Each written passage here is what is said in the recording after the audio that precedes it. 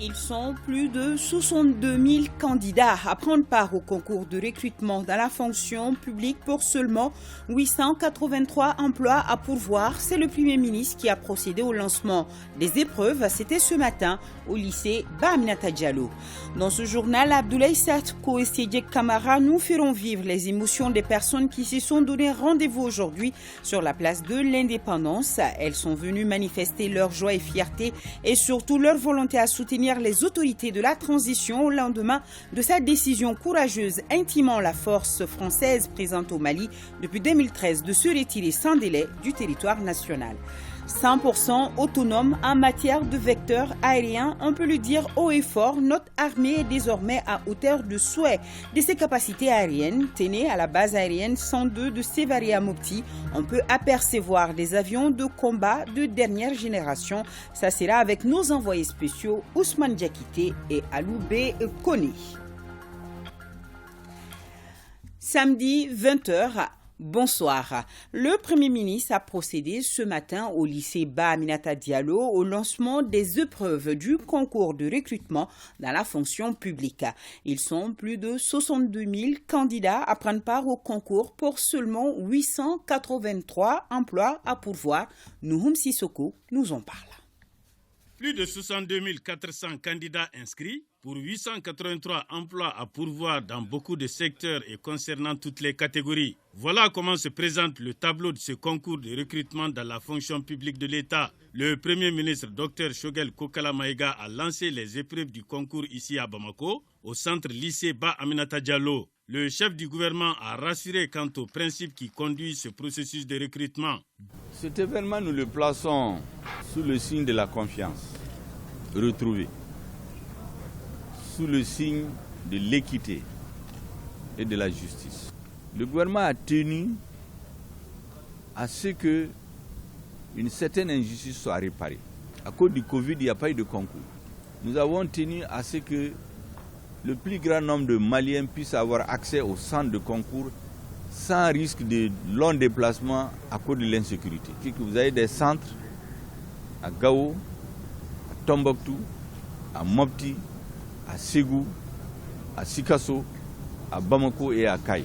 Le gouvernement a tenu à ce que tout soit mis en œuvre pour que la transparence soit de règle. Le Premier ministre a appelé les jeunes à plus d'initiatives pour promouvoir l'entrepreneuriat. Il y aura un autre concours en 2022. Il y aura des opportunités d'emploi dans les secteurs spécifiques des départements ministériels. Il y en aura dans le privé, il y aura dans les organisations. Donc il ne faut pas baisser les bras. Et enfin, il y a l'initiative privée. Il faut croire en soi-même. Donc que les gens se disent aussi qu'être fonctionnaire n'est pas la fin du monde. Il faut avoir de l'initiative. On peut dire aux jeunes, in fine, ayez confiance en vous-même. Ayez de l'espoir. Ne baissez jamais les bras. Ce concours direct de recrutement dans la fonction publique de l'État se déroule les 19 et 20, ainsi que les 26-27 février 2022 dans les centres régionaux et le district de Bamako.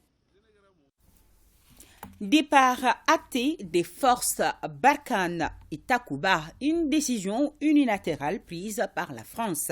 Le Mali tire le bilan d'une coopération dont les objectifs n'ont pas été atteints comme indiqué au départ.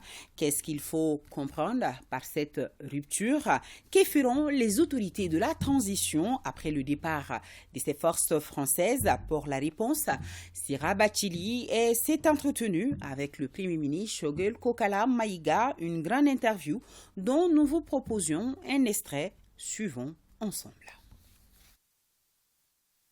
La politique de fait accompli, de déclarations péremptoires, de décisions unilatérales, nous avons dit très clairement que ça ne convient plus à l'équipe dirigeante actuelle au Mali.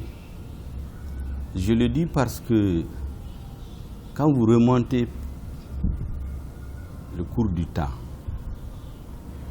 les autorités françaises avaient justifié en son temps leur arrivée au Mali par une demande de l'État malien, un appui aérien et un renseignement pour stopper l'avancée les terroristes vers le sud. Et les objectifs fixés dans son temps, énoncés par le président de la République française, c'était 3. Premier, arrêter l'avancée des terroristes, détruire le terrorisme. Deuxièmement, réaliser ou restaurer l'autorité de l'État sur l'ensemble du territoire national. Et enfin, faire appliquer les résolutions des Nations Unies. Un malade qui s'appelle Mali, un docteur qui s'appelle France, lui prescrit une ordonnance, il est censé le soigner parce qu'il a mal à une partie du corps, il donne 2 semaines pour le traitement, 6 semaines après, la métastase a gangréné tout le corps, le malade est obligé tout au moins de s'interroger. Et le malade a décidé de changer de médecin? Le malade a décidé, est arrivé à la conclusion, que soit le docteur, il n'est pas bon, soit il a fait un mauvais diagnostic, soit la prescription n'est pas bonne, soit la posologie n'est pas bonne. Il faut donc changer un de ces paramètres. Et nous avons décidé, tout en gardant nos partenaires, d'aller vers d'autres horizons pour diversifier notre partenariat, pour défendre les Maliens. Et ce d'autant plus que tous les efforts pour équiper notre armée n'ont pas donné de résultats depuis 12 ans. Et justement, par rapport à cette question de sécurité, on a remarqué tout de même la montée en puissance des FAMA sur le terrain. Le renseignement s'est amélioré. Aujourd'hui, est-ce que le gouvernement du Mali peut rassurer les Maliens par rapport au départ de Barkhane et de Takuba? Après ce départ, les Maliens peuvent-ils être rassurés, Monsieur le Premier ministre? Vous savez, dans la vie, même un enfant, il faut qu'il apprenne à se lever, tomber, se lever jusqu'à apprendre. Si on passe le temps à lui tenir la main pour traverser des obstacles, après il faut le laisser se débrouiller lui-même. Ce qui se passe, c'est qu'on n'a pas de résultat. Nos partenaires, notamment les autorités françaises, refusent de reconnaître la réalité. Nos Africains refusent de reconnaître la réalité. Le Mali n'est pas isolé comme les gens le pensent. On a plusieurs partenaires, y compris sur le plan militaire. Mais comme ils font la fixation sur ça, nous parlons de ça. Cette histoire sur laquelle ils font la fixation, la première fois ils ont dit que c'était des rumeurs, les autorités françaises, que c'est la presse. Mais c'est la CEDEAO qui a mis ça dans un document officiel les premiers. Est-ce qu'ils avaient besoin de ça? Ils pouvaient venir voir le président, discuter avec lui. Pourquoi c'est un président d'un autre pays qui réunit les Africains pour parler aux Africains? C'est ça que nous refusons, nous récusons. Il faut respecter le peuple malien. Nous sommes un peuple réfractaire à la sujétion. Voilà, à suivre l'intégralité demain de cette grande interview après le journal de 20h avec Sira Bachili. À suivre également dans ce journal, Abdoulaye Sako qui était parti sur la place de l'indépendance pour suivre. Il va nous faire vivre donc les émotions des personnes qui se sont donné rendez-vous aujourd'hui là-bas pour montrer toute leur joie, leur fierté et surtout leur volonté à soutenir les autorités de la transition au lendemain de sa décision courageuse, intimant la force française présente au Mali depuis 2013 de se retirer. Nous allons également suivre des réactions des citoyens à travers le pays sur ce retrait, réactions rassemblées par Sidiki Dambélé. 100% autonome en matière de vecteurs aériens, on peut le dire haut et fort. Notre armée est désormais à hauteur de souhait de ses capacités aériennes. Tenez, à la base aérienne 102 de Sévaré à Mopti, on peut apercevoir des avions de combat de dernière génération et pour mieux nous raconter, nos envoyés spéciaux ont assisté au décollage des hélicoptères de combat Mi-35 et Super Tucano, ces appareils préparés pour des missions de destruction de positions ennemies, comme quoi fini les embuscades meurtrières et attaques des positions FAMA sur les différents fronts comme le terrorisme. Suivons tout cela avec Ousmane Diakité qui a la voix un peu cassée car il était au cœur de l'action. Des images rares qui datent de cet après-midi À la base aérienne 102 de Sévaré, plusieurs avions de chasse ultramodernes sont stationnés. Ces avions de combat font la fierté de l'armée de l'air. Certains de ces mastodontes pèsent 11 tonnes, font plus de 2000 km d'autonomie de vol et sont équipés de matériel de guerre de dernière génération. Ces appareils peuvent tirer des obus de 3 mètres de long, 450 kg de charge explosive à plus d'une vingtaine de kilomètres de portée. Capitaine Boubacar Dambélé, pilote de Mi-35, se prépare pour intervenir dans la région de Gao. Avant de s'envoler, il se confie. Par rapport à l'hélico déjà, donc c'est un hélicoptère de combat de fabrication russe de nom Mi-35. C'est une version améliorée de l'hélicoptère de combat Mi-24 qui peut coopérer de jour comme de nuit dans des situations de météo simples aussi que complexes. Donc nous sommes prêts à embarquer maintenant pour aller faire une mission spéciale à Gao. Si l'hélicoptère Mi-35 fait la fierté de l'armée sur le théâtre d'opération, le Super Tucano, quant à lui, peut atteindre l'ennemi même sous les grottes et dans toutes les conditions. Celui-ci s'apprête à décoller pour desserrer l'étau des groupes armés sur un village du centre. Le Super Tucano est un avion d'appui-feu qui est équipé de 2 mitrailleuses, 2 lanceurs pour les roquettes et puis qui peut transporter des bombes pour appuyer nos forces terrestres au combat. Notamment vu sa rapidité, sa nouvelle technologie. À chaque fois que nos forces ont besoin de nous, nous sommes prêts à les soutenir à tout moment. Cet aéronef est un bon moyen pour appuyer nos forces dans leur mission régalienne. Cet hélicoptère a toujours agi dans la montée en puissance des FAMA parce que c'est un hélicoptère de combat polyvalent qui peut agir de jour comme de nuit dans des conditions de météo assez extrêmes. C'est un hélico qui a une capacité d'appui-feu extrême et qui est capable aussi d'effectuer des missions d'évacuation sanitaire, des transports de vivres, des transports de munitions au profit de nos troupes engagées. Donc cet hélicoptère est armé de roquettes type S8 et aussi de canons de 23 mètres. Ce n'est pas tout. En plus de ces avions d'appui-feu, il y a également d'autres appareils avec des missions spécifiques. Cet appareil, c'est un hélicoptère russe de manœuvre. Il est destiné pour le transport des personnels, c'est-à-dire le transport des troupes, des VIP et le transport des matériels. On a 2 versions. Ça, c'est le Mi-171E. Il y a le Mi-171Cha. Lui, il est destiné pour le combat. Donc ça, c'est destiné pour les transports. L'armée de l'air mieux équipée monte en puissance. Elle dispose à ce jour un parc doté à hauteur des défis de l'heure. L'armée de l'air a plusieurs rôles sur le théâtre, notamment l'appui-feu de nos éléments qui sont engagés dans les combats, l'approvisionnement en vivres et en munitions aussi de nos différentes positions qui sont éparpillées sur le terrain, et surtout à travers les différents vecteurs. Notamment, il y a les vecteurs de combat qui sont composés du Super Tucano, un avion de combat, plus le Mi-35 qui est un hélicoptère de combat, et les hélicoptères de manœuvre aussi comme le Mi-171. Et après, on a d'autres vecteurs qui nous permettent aussi d'assainir un peu la configuration du combat, qui sont les avions de reconnaissance, notamment appelés les avions ISR. Les Cessna 208, les Cessna 206 et les 2 Tétras qui sont là et qui opèrent chaque jour dans l'optique d'appuyer les combats sur le terrain.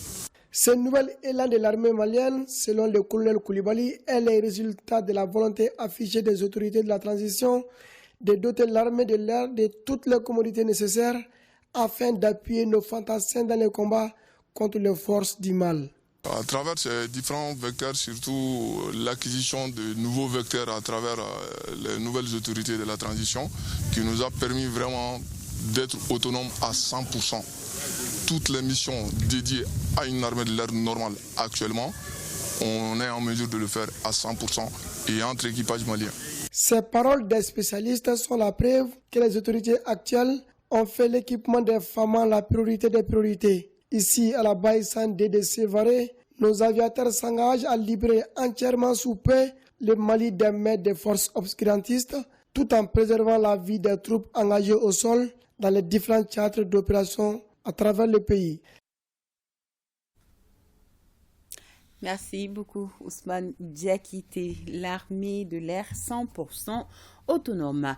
Sur un tout autre plan, écoutons Madame le ministre des Transports et des Infrastructures. Elle nous livre un message en prélude à la journée internationale de la commémoration des victimes d'accidents d'aviation et leurs familles célébrée chaque 20 février. Elle est au micro de Boubacar Kanouté. Le transport aérien connaît un développement soutenu et un dynamisme constant. Pour autant, les statistiques estiment, depuis près de 20 ans, le taux d'accident dans le secteur aérien a un accident par million d'heures de vol. Elle confirme dès lors que l'avion reste le moyen de transport le plus sûr dans le monde. Toutefois, le moindre crash aérien a des conséquences dramatiques, non seulement pour les agences et entreprises du secteur du transport aérien, mais aussi et surtout pour les familles des victimes. Les accidents d'aviation survenus sur le territoire du Mali demeurent vivaces dans notre mémoire collective.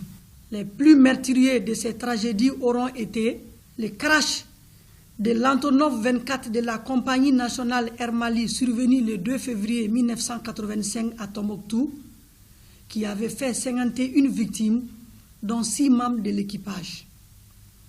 Le crash du M283 du vol 57 d'Air Algérie, survenu dans la localité de Boulkissi, commune de Mondero, le 24 juillet 2014, avec 116 personnes à bord. Au souvenir de ces tristes et douloureux événements, je m'incline pieusement au nom des plus hautes autorités de l'État devant la mémoire des victimes de ces catastrophes et de toutes les autres victimes d'accidents d'aviation dans le monde. Plus de 2 milliards de francs CFA, c'est le coût du financement du projet Initiative conjointe pour une action religieuse stratégique. Le projet qui vise à favoriser la tolérance, l'acceptation et la collaboration interreligieuse au Mali a une durée de 5 ans. Le projet va s'opérer dans les régions de Tombouctou, Gao, Mopti, Ségou et le district de Bamako. Mamoudou Danté pour plus de détails. Offrir plus d'espace de dialogue aux organisations religieuses et de défense des droits humains reste une préoccupation majeure des autorités maliennes. Ce projet intitulé Initiative conjointe pour une action religieuse stratégique GISTRA vise à promouvoir la tolérance et la paix entre les différents groupes religieux. Le projet piloté par Church for Common Ground a été officiellement lancé par le ministre en charge des affaires religieuses et du culte qui accorde beaucoup d'importance au projet. Je sors de cela très satisfait car notre ministère a donné des recommandations dans le sens de ne pas vexer une religion et ce qui sera le ciment de la consolidation de vivre ensemble. Le projet a une durée de 5 ans, donc de 2021 à 2025. Le projet a un financement au niveau global de 37 millions d'euros. Il y a 7 pays qui font partie de ce projet, y compris le Mali. Et maintenant, le budget du Mali, dans ce cas-là, est de 4 millions d'euros. L'initiative conjointe pour une action religieuse stratégique GISTRA intervient dans les régions de Tombouctou, Gao, Mopti, Ségou ainsi que du district de Bamako. Il est financé par le Royaume des Pays-Bas. Plus de 450 millions de francs CFA, c'est le montant du don que l'ONG Lutheran World Relief vient de remettre au Fonds de solidarité nationale. Cette donation composée de kits scolaires, de couvertures, de kits sanitaires, entre autres, est destinée aux personnes en situation de vulnérabilité. Compte rendu Drissa Koné. Ces dons de plus de 450 millions de francs CFA offerts par l'ONG LWR, Lutheran World Relief, au Fonds de solidarité nationale s'inscrit dans le cadre d'un partenariat entre les deux structures. Le don, il y a plusieurs articles. Quand on regarde, on a des kits scolaires pour les enfants, on a des kits d'hygiène individuelle, personnelle pour la dignité, on a aussi des kits pour soins à bébé. On a des draps. Je réitère encore cette disponibilité à accompagner la communauté malienne tant que le besoin y est et tant que nous pensons que c'est nécessaire de venir les appuyer. L'ONG Lutheran World Relief intervient au Mali depuis 2005. Avec comme siège à Baltimore aux États-Unis, elle apporte presque chaque année une aide en nature au Fonds de solidarité nationale. C'est une solidarité agissante dans la prise en charge des personnes vulnérables. Le Fonds a initié une politique d'encouragement de nos mamans, non seulement à observer les consultations prénatales et également à être régulières pour le bonheur de la maman et également au moment de l'accouchement qui est moins de complications. Donc grâce à ces dons, le département de la santé et du développement social va continuer à sensibiliser nos mamans parce que c'est des kits qui vont être donnés gratuitement. Cette aide entre dans le cadre du programme d'aide matérielle de l'ONG Lutheran World Relief. Le ministre Oumarou Diarra a rassuré le donateur d'une utilisation correcte des matériels. Voyons la 14e session du conseil d'administration de l'Agence pour la promotion de l'investissement API Mali. Isaac Chenou, reportage. L'Agence pour la promotion des investissements API Mali a pour mission de faciliter les investissements indispensables pour accompagner l'émergence économique du Mali.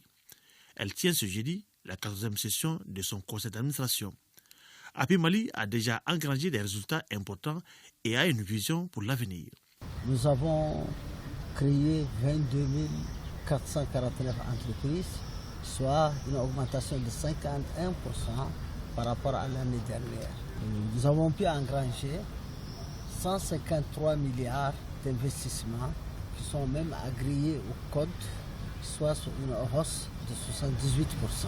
Au niveau de l'emploi, l'API a pu favoriser la création de 2509 emplois, soit une hausse de 72%.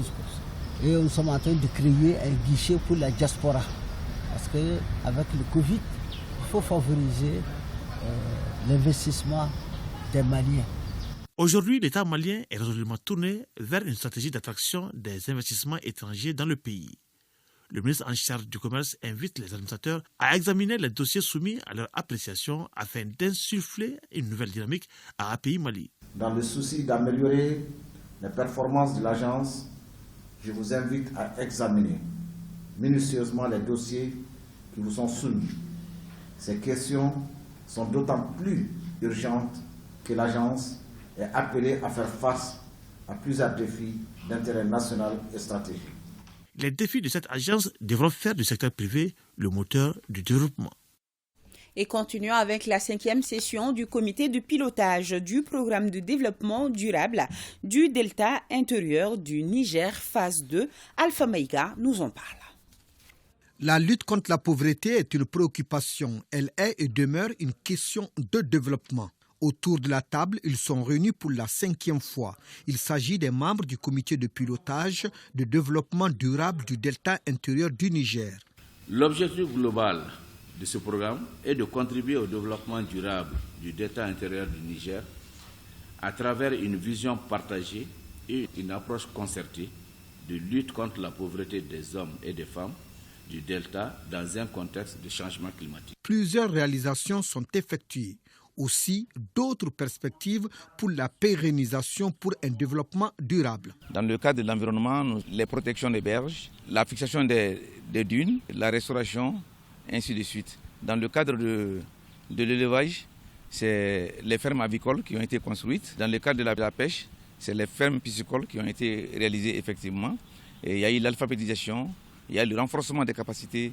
Aujourd'hui, il s'agit d'adopter le plan de travail 2022 qui va concerner les mêmes activités. Celles qui n'ont pas été exécutées seront reprises pour l'année 2022. Ce suivi doit plutôt impliquer fortement les populations, les responsables politiques et administratifs, afin de permettre aux populations bénéficiaires de s'approprier les acquis pour une meilleure pérennisation des actions qui sont entreprises. Le delta intérieur du Niger dont il est question s'étend sur plus de 41 000 km². Le programme de développement couvre les régions de Ségou, Mopti et Tombouctou.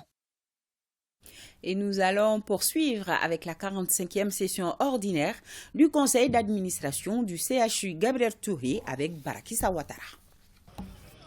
Très sollicité de par sa position stratégique, le CHU Gabriel Touré est l'hôpital qui reçoit plus de 70% des cas d'urgence de Bamako.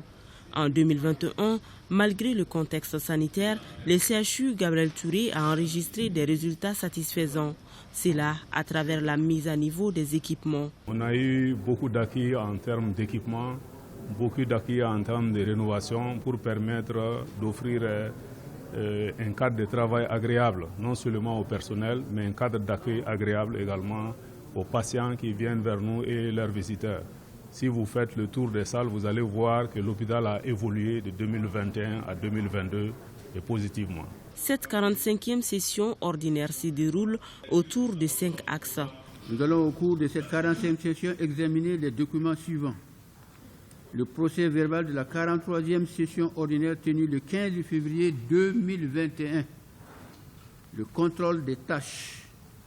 Le rapport d'activité technique de l'année 2021.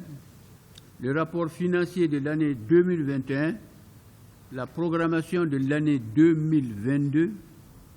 Le projet de règlement intérieur du conseil d'administration ainsi que le rapport social 2021. L'année 2021 a donc été une réussite et le directeur général et son équipe comptent maintenir le cap en 2022 avec un budget global de plus de 6 milliards de francs CFA. Ce qui nous amène à faire le point Covid de ce jour 19 février. Pour vous protéger et protéger les autres, suivez les mesures de prévention et faites-vous vacciner. Aujourd'hui, on enregistre 5 cas positifs, 47 guéris, 0 décès et 718 personnes sont sous traitement. Le mandataire judiciaire de la Confédération des sociétés coopératives, le producteur de coton au Mali, Suleiman Fomba, a bouclé ce jeudi 17 février une tournée d'information et de sensibilisation dans les secteurs de Yanfolila et de Kolondjeba. Voyons tout cela avec nos envoyés spéciaux Boubacar Sissoko et Barakou Maïga. Suite aux explications données par le mandataire judiciaire sur le processus de renouvellement des instances dans le secteur du coton, persuadés, les exploitants de l'or blanc de Yanfolila et de Kolondjeba s'engagent dans ce processus de renouvellement. On est très content parce que le mandataire est venu nous apporter des précisions par rapport à ces mandats. Il nous a bien expliqué les dispositions qui doivent être prises pour que les élections se déroulent dans de très bonnes conditions et que ce soit une élection transparente. Les cotonculteurs rassurent le mandataire judiciaire pour la prochaine campagne afin que le Mali récupère sa place de tête de peloton en Afrique. L'hôte du jour a demandé de faire table rase des impairs antérieurs et se tourner vers les élections professionnelles. Ils ont participé au débat, ils ont posé des questions très intéressantes relatives à l'organisation des élections, aux conditions et aux critères d'éligibilité. Donc tous ces points-là, nous allons les préciser ultérieurement et ça fera l'objet de notes qu'on va envoyer dans toutes les structures et ces notes seront commentées et lues au niveau de toutes les radios locales et au niveau de nos bureaux de représentation. Désormais, Fomba et ses démembrements restent les seuls interlocuteurs de la CMT. Ça c'est très très important. Effacer toute la confusion dans la tête des uns et des autres. Le deuxième message qu'il m'a dit d'adresser à tout le monde, c'est que son souhait le plus ardent est que ces élections se fassent dans la transparence, de façon très inclusive, dans la paix, dans l'attente. Et le troisième message aussi qu'il m'a dit, il a demandé à tous les travailleurs de la CMT de garder la grande neutralité lors de ces élections qui vont venir. Le message est bien passé.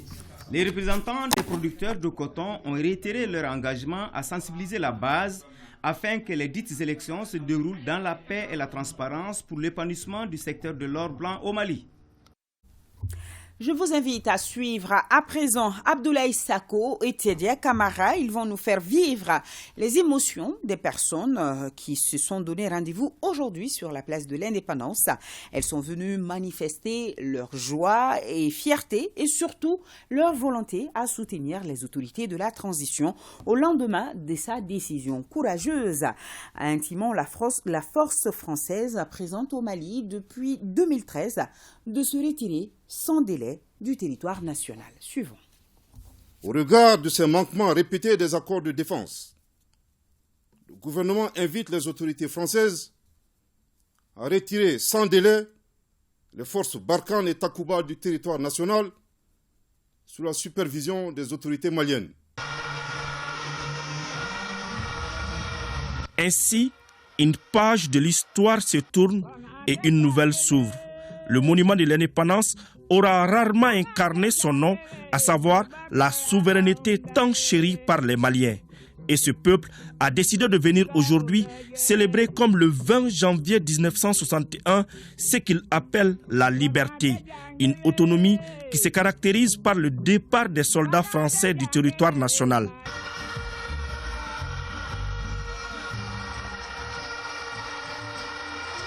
Au milieu de la foule, une scène a attiré notre attention. Des femmes qui balaient la cendre spécialement déversée sur le sol.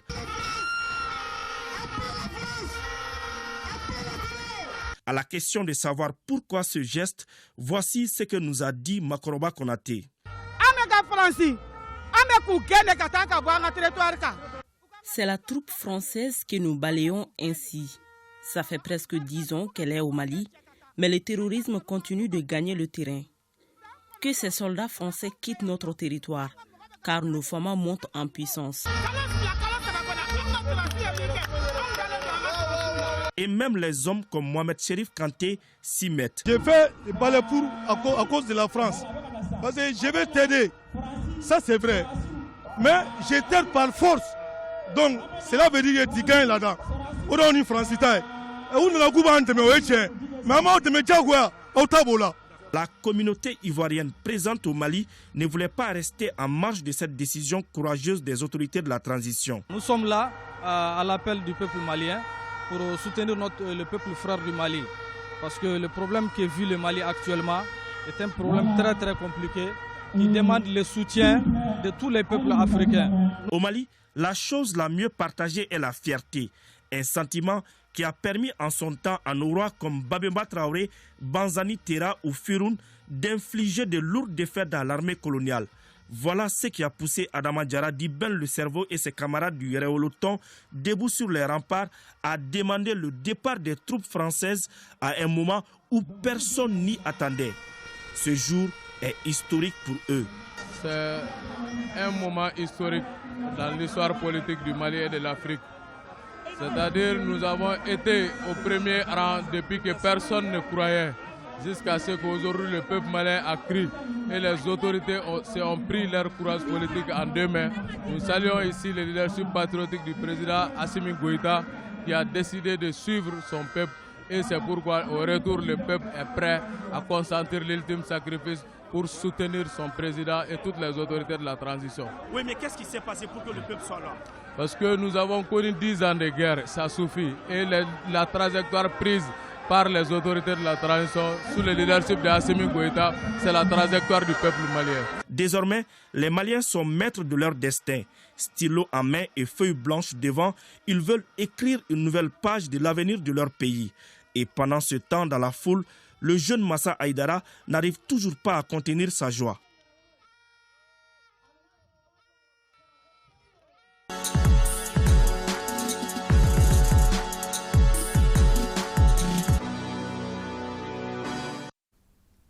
Voilà, et peut-être et probablement nous allons suivre au cours de ce journal la réaction des citoyens à travers le pays sur le retrait des troupes françaises. Et voilà, c'est pas Abdoulaye Sako, Abdul Karim Kaba, sur ce plateau. Bonsoir. Bonsoir, Yann Traoré. On va parler de sport. Tout à fait. À quelques semaines des barrages de la Coupe du Monde 2022 en zone Afrique, la FIFA a mis à jour son calendrier et dévoilé les dates des matchs aller-retour de chacun des 5 barrages. Abdulkarim Kaba.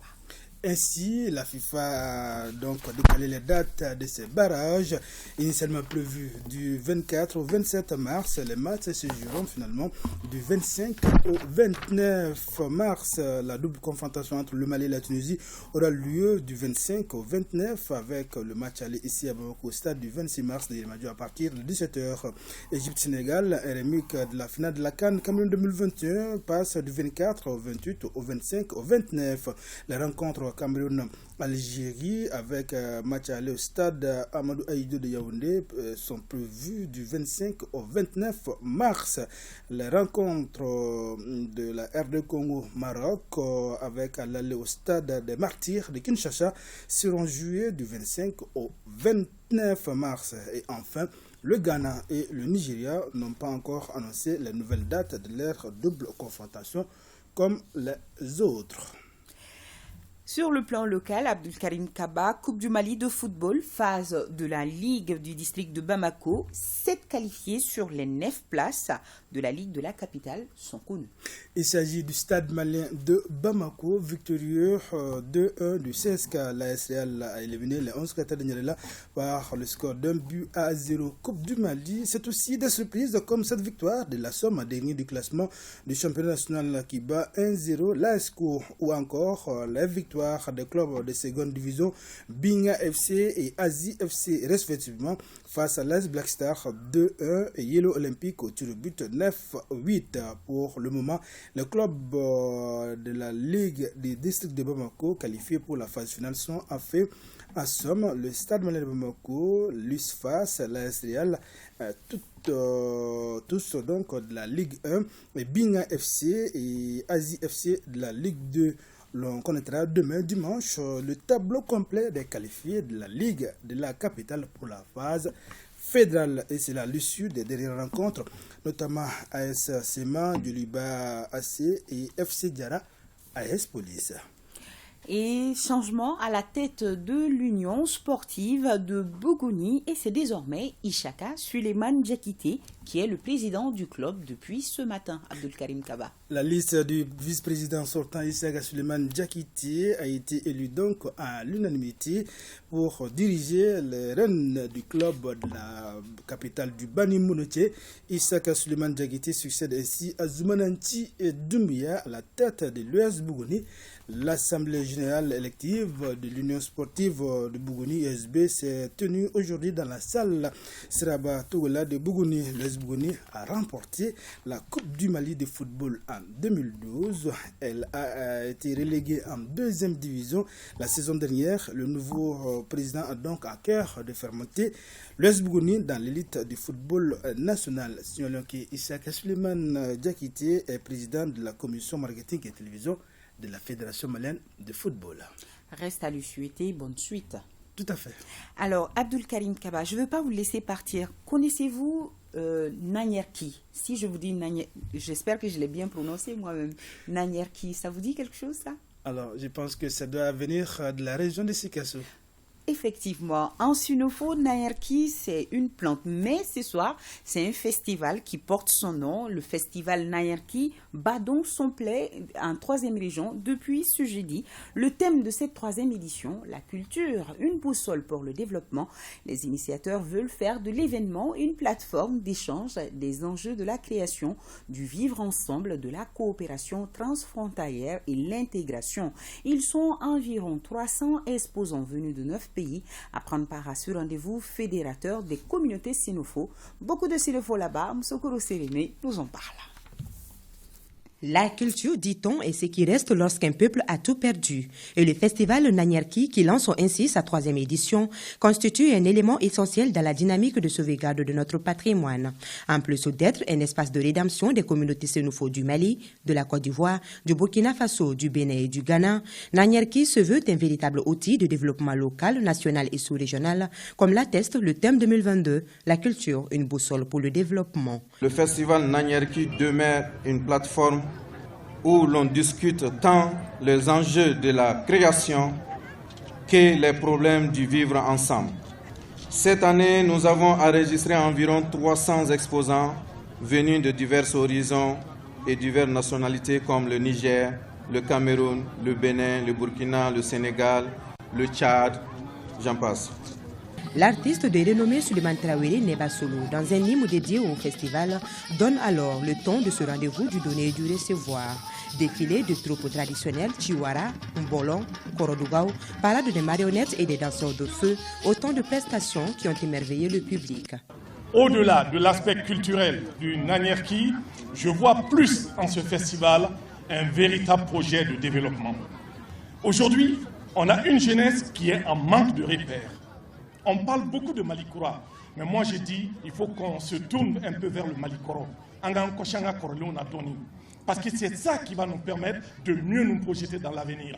Tout cela corrobore les propos du président de la transition, chef de l'État, son Excellence le colonel Assimi Goïta, qui dit, je cite, « Il ne peut y avoir de développement harmonieux et durable sans la prise en compte des valeurs culturelles fondatrices de notre société. » Fin de citation.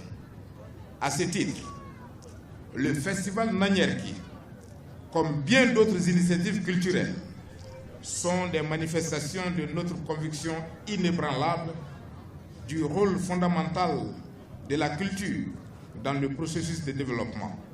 L'événement, qui va durer 4 jours, sera marqué par des foires, expositions, ventes des savoirs et savoir-faire ancestraux de la communauté sénoufou, des conférences débats, des visites de sites touristiques et des concerts géants.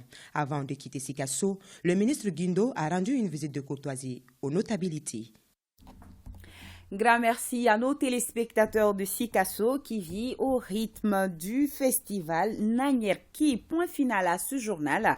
Rendez-vous demain 20h. Tout le plaisir sera pour moi de vous présenter la grande édition de ORTM 1. Bonsoir à tous et bon week-end.